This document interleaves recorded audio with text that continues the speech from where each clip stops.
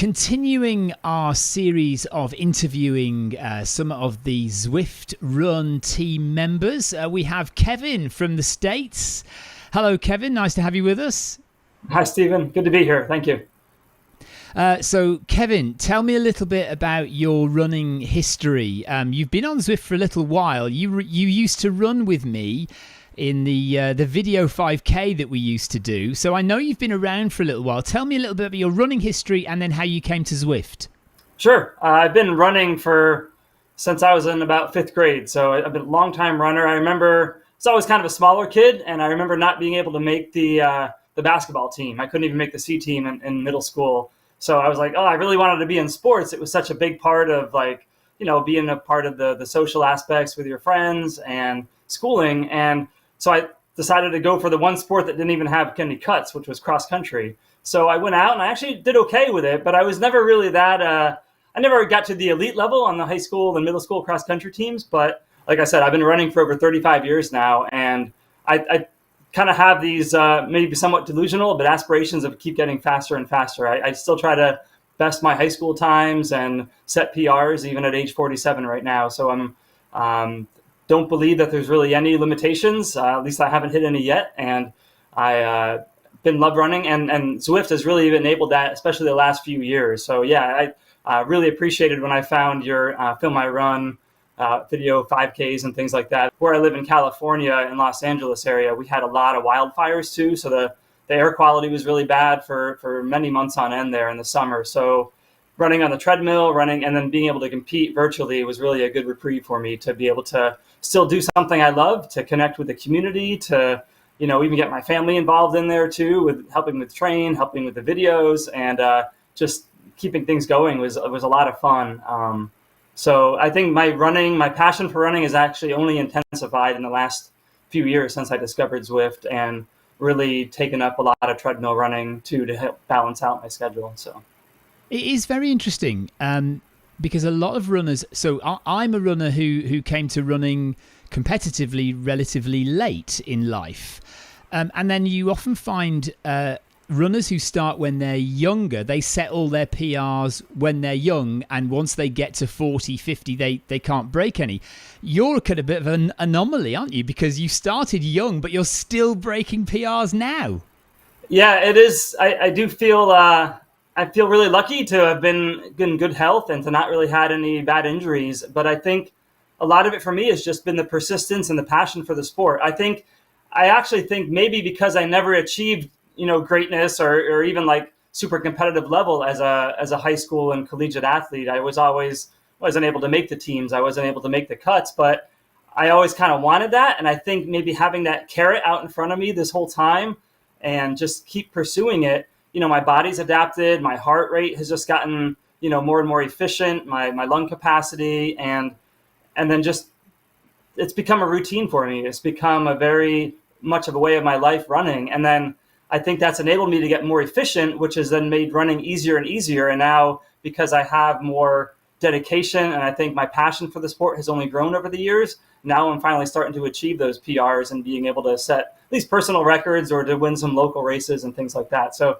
yeah, I do feel like a bit of an anomaly, but I hope that also inspires people to just never give up on their dreams and to just keep doing what they love, because you never know what can happen. I hope you don't mind me saying, you said that you're 47. My goodness, you could pass for 30, yes. To be honest, Kevin. Do you look after yourself in other ways other than just running? I just try to live a very healthy life. I've always, we eat healthy at home. I eat a lot of food, obviously, with my running, but I definitely try to eat lots of fruits and vegetables, and just a really balanced diet with meats and fish, and lots of fruits and vegetables.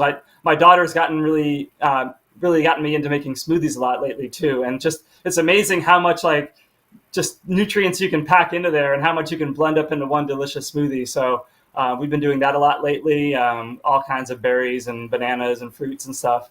So I always sleep a lot. I try to get at least 8 hours of sleep every night. Maybe that helps. Otherwise, just again, I think doing what you love and never really falling off the wagon, never giving up on your dreams, I think has helped me a lot. I've always kind of stayed in pretty good shape. I don't think I've ever had a year where I've really not run or anything like that, as evidenced by, I also try to set these recurring goals. So with Boston Marathon, I've set a goal to just run Boston Marathon every year. And I've done that since the age of, I guess, 22, 23 when I was at grad school. And I think having that helps me to just never get lazy, never get complacent, and make sure that I'm in best shape every year and staying driven to be able to do that. Tell me a little bit about your work-life balance, because a lot of people find that when they're in the training for marathons, especially if you've got children as well, what's your job? What do you do for a living? How do you spend your time when you're not running? Yeah, I work at SpaceX. It's been a very demanding job over the years, but it's been very rewarding at the same time too. So one thing interesting with me is I think I've had like two main passions since I was a little boy, I guess. It was rockets and it was running.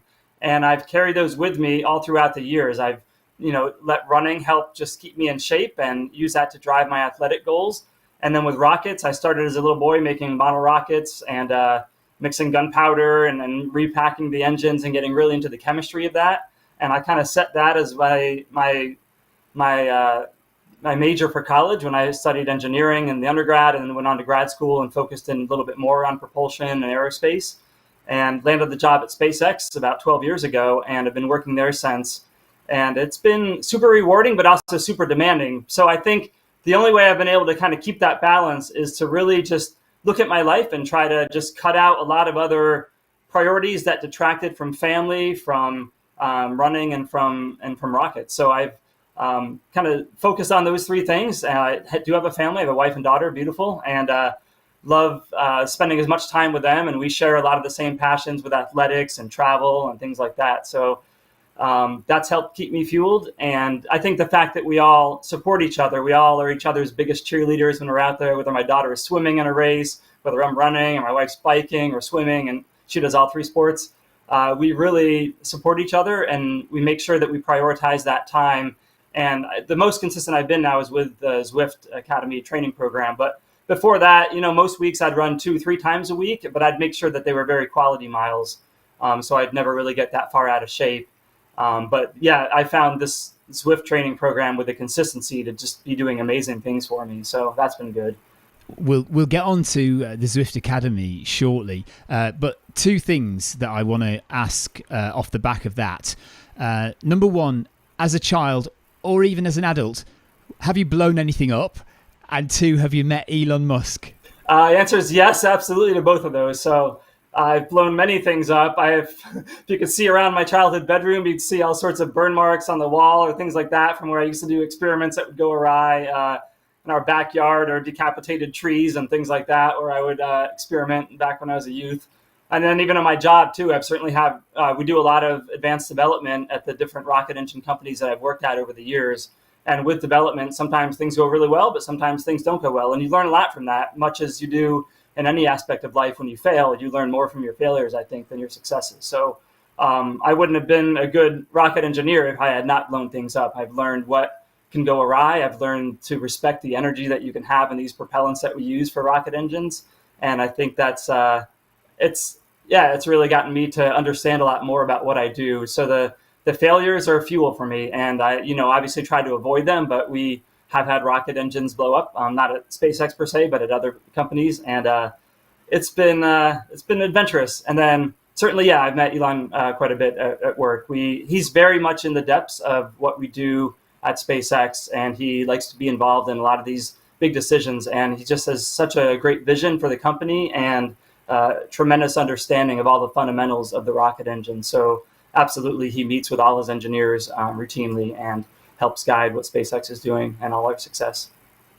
It's an amazing thing about Zwift that, and they say this about running in general, it is a great leveler. You meet so many different people with so many different jobs, so many different lifestyles. And especially on Zwift, where we meet people all over the world and we run with people every day who one could be like you, a rocket scientist or a brain surgeon, or working in a shop, or collecting the refuse, whatever it might be.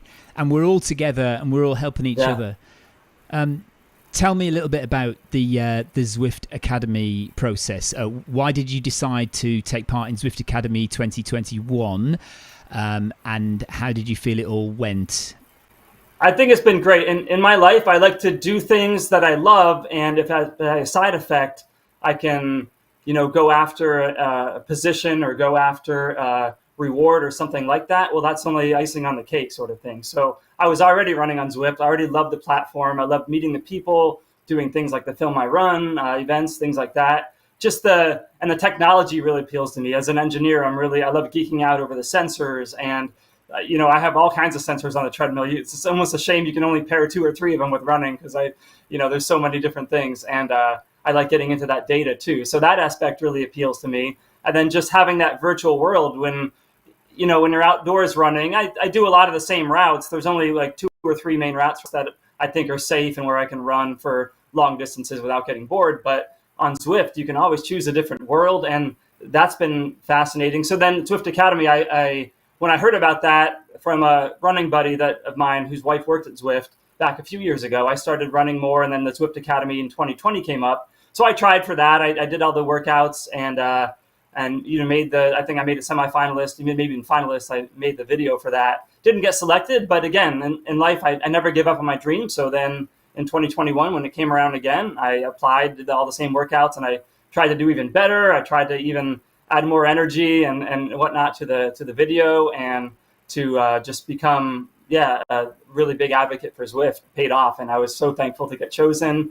And the rewards that being on the Zwift Academy run team has provided have just been tremendous. So for me, I've never been coached, and I've never been really serious about my running. I've been dedicated to it, and I have a passion for it, but I've never really given it the time I think that it required to really be successful with it. And I've always toyed with the idea of maybe paying for a coach or doing something like that, but I don't think I ever really thought I was worthy enough, maybe, or that it would be a big improvement.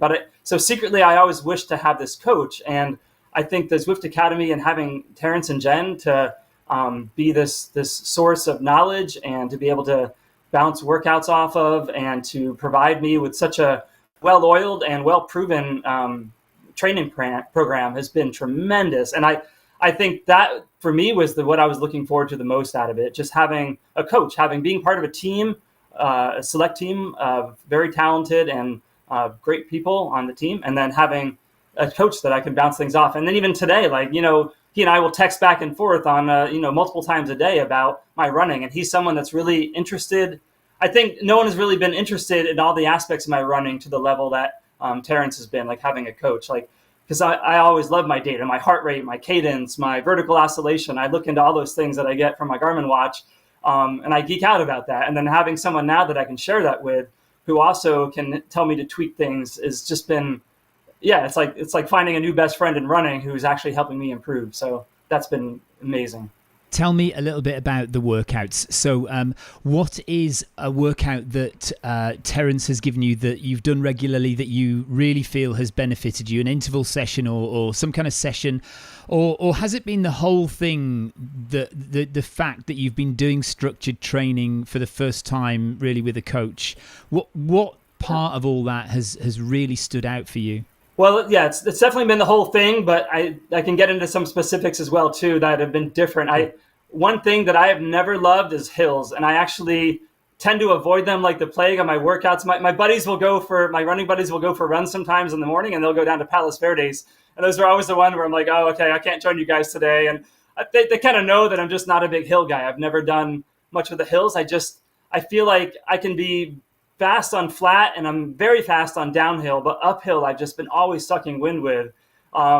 So the fact that Terrence, and I'm not going to talk back to him, has been prescribing hill workouts every week, these repeats, I feel has just really opened up my mind to wow, these really help. As we record this, it is a week and a half before the Berlin Marathon, and you're still doing interval workouts. Yeah, a little bit less volume, so he backs off on the volume. And I've heard this over the years too, that you keep the speed up, but just back down on the volume some.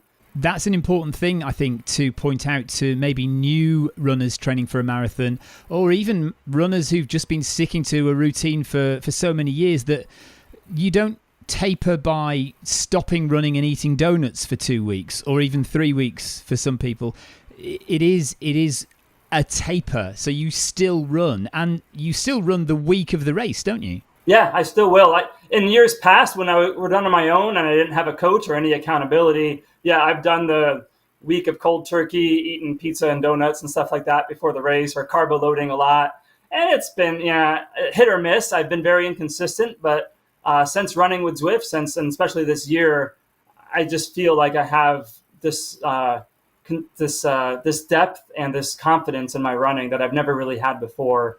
And yeah, I can already feel it, like just backing down on the weekly mileage this week and into next. I just feel that much more recharged getting up in the morning, and I feel very confident that all things will go well in Berlin. So. Well, Kevin, I hope you thoroughly enjoy it. Listen, if somebody wants to take part in Zwift Academy next year, and if they are lucky enough to get through to the team, what fantastic prizes could they look forward to receiving? What have you managed to nab? Oh man, it's been amazing. I mean, that's just been icing on the cake. Like I said, the just being part of the Zwift team and having the training from the coaches has been amazing. But yeah, some of the gear has just been, again, I don't think I've ever really treated myself to such good running gear. Like all the full suite of Adidas clothes. I think I have at least 6 or 7 different like head to toe Zwift outfits, several pairs of shoes, the latest Adi Zero shoes, the super shoe that they have has been super fast.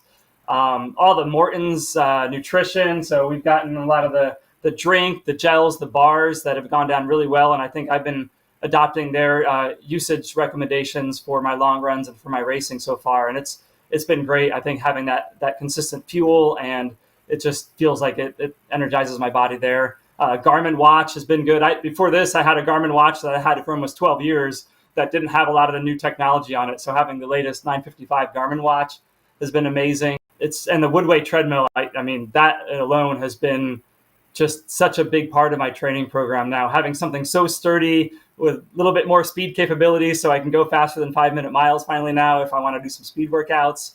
Are you going to be fighting with Andrew Humphreys for the fastest runner at Berlin from the Zwift team? Come on, tell us what time you're going for. I don't think so. That guy is good. I've been following him on Zwift and on Strava and stuff like that. He is otherworldly, man. His running has really taken off. What an inspiration to see my fellow teammates and their training programs. No, I don't think I'll be touching him. I hope to just at least best my fastest flat marathon time. So I'll be thrilled getting under a 2:52. I'm sure I could do a bit better than that even, but I'm just setting some modest goals there. Because I know that my training's been solid and the course is supposed to be amazing, and I'm just going to really enjoy it and run the best marathon I can do, and quite confident it'll be a PR on a flat course for me. I've had some faster races, but they've been somewhat downhill or had some grade advantages there. But I think on a flat course, I definitely should be able to PR and break a 2:52. And what shoes will you be wearing for the race? Here we're going to get the latest version, the Adi Zero, Adi Pro 3s. So I'll probably be wearing those. If not, then these are the Pro 2 ones that I've been running a lot in. And yeah, they just feel light and springy. It's a really cool feeling to have these like race performance shoes like that. So Kev, I wish you and the rest of the team absolutely the best of good fortune for the Berlin Marathon. I will not be as quick as you, but hopefully I will see you at the end some 10 or 20 minutes later after you cross the line. I'd really like to be able to meet you in Berlin, so hopefully we can work that out. Thank you very much. Yeah, I greatly look forward to seeing you and your wife out there. We follow you online as well too, and you've been such a big proponent of Zwift and a big enabler for many athletes like myself to just make running more a part of their daily routine and make it easier to do on the treadmill and more fun to have the online community like that. So keep doing what you're doing. You've been a big inspiration to us, and myself and even my family is really looking forward to seeing you. They also watch the Film I Run videos, and they're thrilled that you're going to be there as well too. So we'll meet up for sure. Thanks, Kev. Take care. Bye.